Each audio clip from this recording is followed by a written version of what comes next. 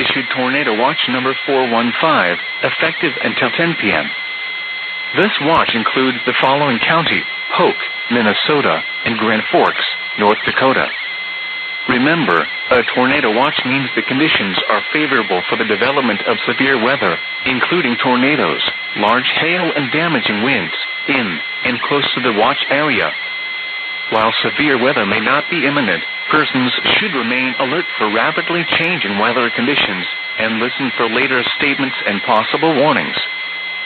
Stay tuned to NOAA weather radio, commercial radio and television outlets, or internet sources for the latest severe weather information.